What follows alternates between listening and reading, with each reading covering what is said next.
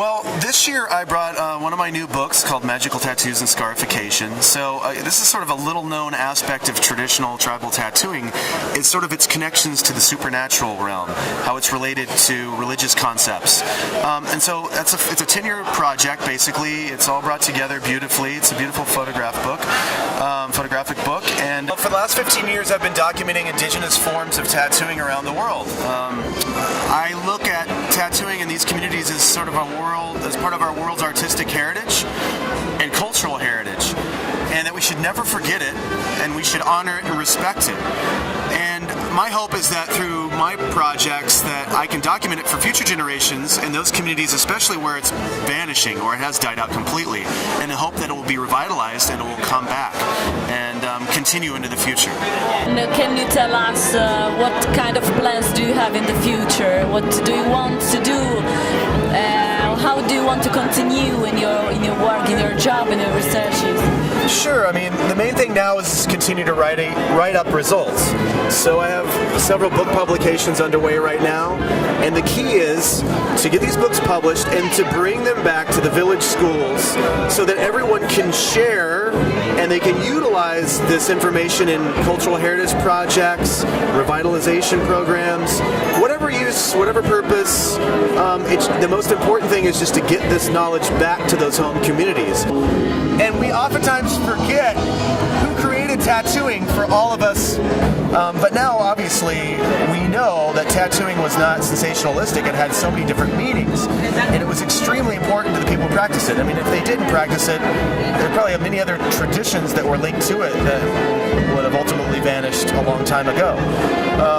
So, yeah, it's always a race against the clock. Some places it's too late. We'll never be able to bring it back.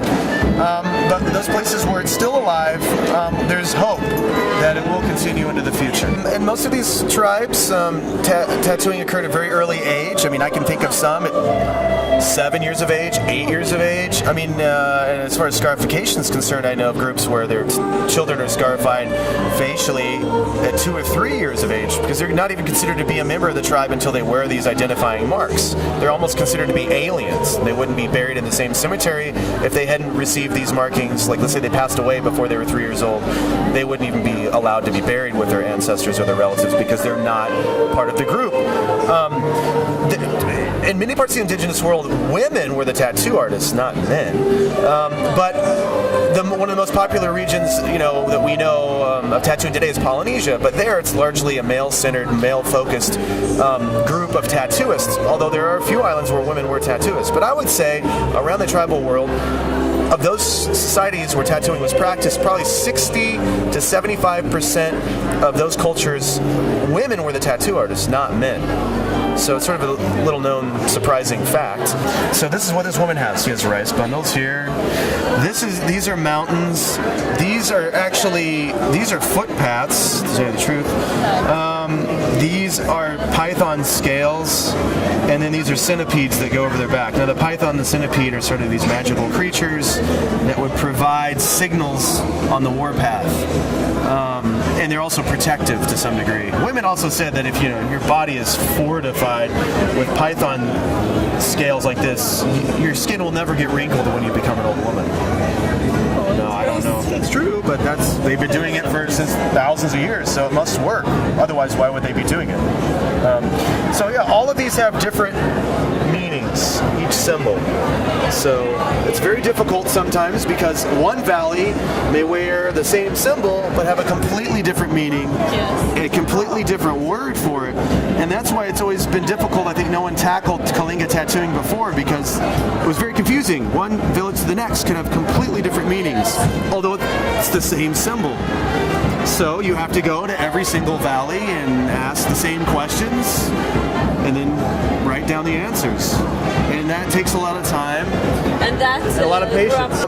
I know that many indigenous groups are sad that their tattooing traditions are disappearing before they're documented, and there's hope that the younger generations will become interested and start documenting them themselves. It would be much better if indigenous people were documenting their own traditions than me, because I'm an outsider.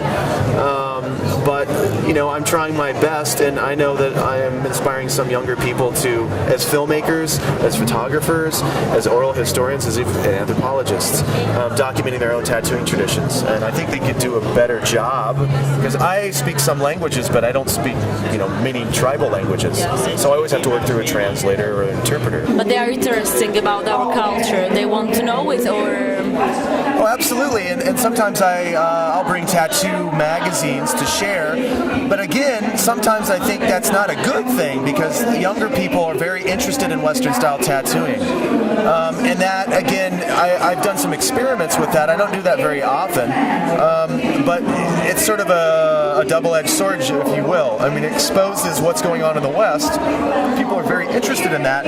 But then if they move too far away from their traditional tattooing culture and all they want to do is get Western style tattooing at a convention, I think that's a bad thing. What do you think about Florence Tattoo Convention? I think this is a very unique and special convention, just because they do showcase traditional tattooing in its many forms. I mean, we have people working in Thai techniques, we have people working in hand poking, skin stitching, hand tapping, we have artists from around the world. They do photographic exhibitions every year, focusing on particular tribal peoples and all the information and knowledge that goes behind those tattoos. So I really feel like tribal tattooing is alive and well here at the Florence Tattoo Convention, and I hope it continues into the future. And we hope that you will come also the other years. We are very happy that you came here, really. Well, me too. I'd love to come back.